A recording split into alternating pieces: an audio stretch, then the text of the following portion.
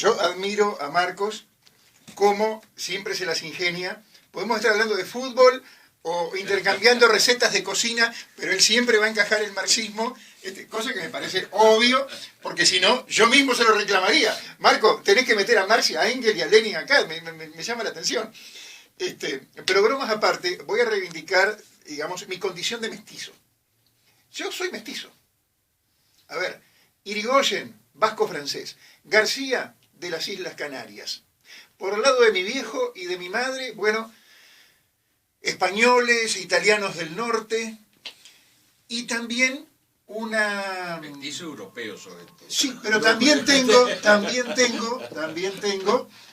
una antepasados chanatimbúes. Y eso se ve, por ejemplo, en el color de la piel de mi hermana mayor, de una tía materna y de mi hija más chica. Ese color té con leche, digamos, esos cabellos oscuros, pómulos, que son propios, digamos, de las características de los pueblos originarios, está presente, digamos, pero a ver, yo a pesar de eso, podría decir, bueno, un 10% de lo que es Eduardo Irigoyen o de mi carga genética es chanatimbú. Entonces, ¿qué? ¿Soy una parte europeo y una parte indígena? No. Respeto, digamos, esa tradición, pero, a ver, yo no me corto una falange del dedo cuando muere un familiar. Yo no reclamo un territorio propio o autónomo en el lugar donde vivo para instalar ahí una comunidad con las leyes, las costumbres, los usos y demás de nuestros pueblos originarios. Bueno, pero vos tenés otra base cultural diferente, ¿no? A ver, pero no es lo mismo ser, digamos, descendiente de pueblos originarios, para emplear un término que está tan en boga en Uruguay, que en Bolivia, obviamente que no, ni en Ecuador, ni hablar en el Amazonas. Sí, es que con Bolivia tenemos una diferencia cultural abismal. ¿A qué quiero llegar? Nuestra orgullosa condición de mestizos. Y reitero, la conquista y la colonización se hizo de forma brutal, terrible, dura. Se hizo con el acero, pero apoyado también por las enfermedades. Creo que es bastante conocido, y me fui, digamos, a la historia para recordar que de alguna manera las enfermedades como la viruela y el sarampión jugaron a favor de los colonizadores. Se habla de millones de indígenas muertos, no solamente por el filo de la espada, sí, sino por las enfermedades. Sino también por las enfermedades. Enfermedades de transmisión sexual también, bueno, ¿no? Las enfermedades de transmisión sexual como la sífilis. Ahí está justamente. Fue la venganza de los pueblos originarios que se la encajaron a los europeos y ahí la llevaron a Europa, donde, bueno, hizo estragos. O sea, como contrapartida, los habitantes de este suelo le transmitieron a los europeos la sífilis. Pero de la misma manera que yo critiqué a grandes fabuladores como Galeano y como este señor que estuvo el otro día, ¿cómo es? Abella. Como el maestro Abella. No te convenció, Abella. No, lo más mínimo.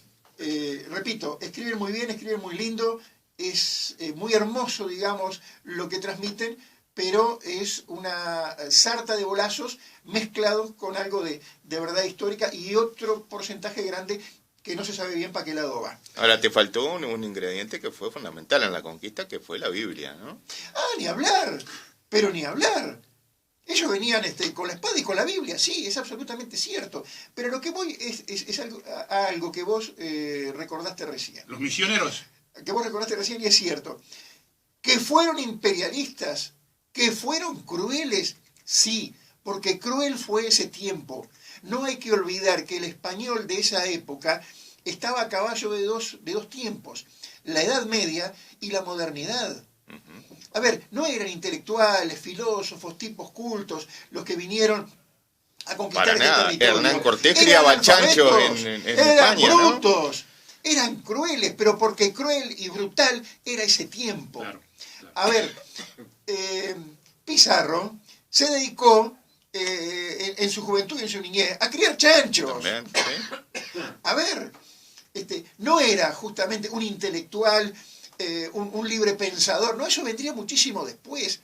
El respeto al otro, el respeto a la vida del semejante, eso vendría después con la modernidad, vendría después con las nuevas ideas. Pero estamos hablando de un siglo signado justamente por la brutalidad y la crueldad.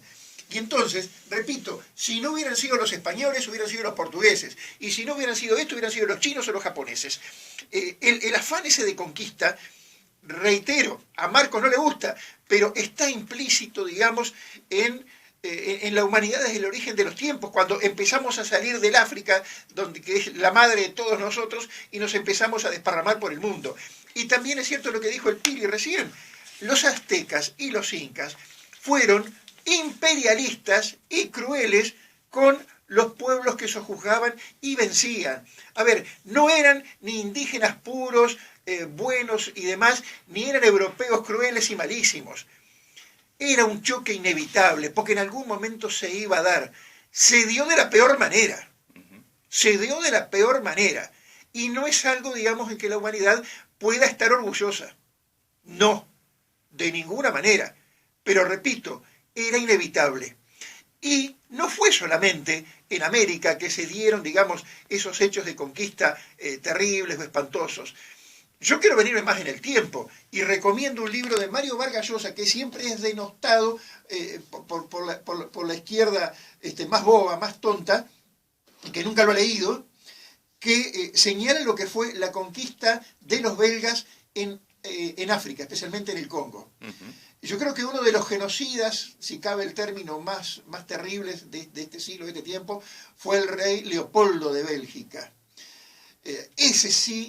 Eso sí que, mejor dicho, fue una conquista cruel, un exterminio terrible, brutal. Yo sé, me estoy yendo de América y estoy yendo a África, pero lo recomiendo, hago un paréntesis, lean ese libro de Mario Vargas Llosa, no me acuerdo dar el nombre, lo voy a colgar en mi Facebook. Bien. Pero a lo que voy, digamos, en cuanto a ese carácter imperialista que tenían los incas, era tal cual.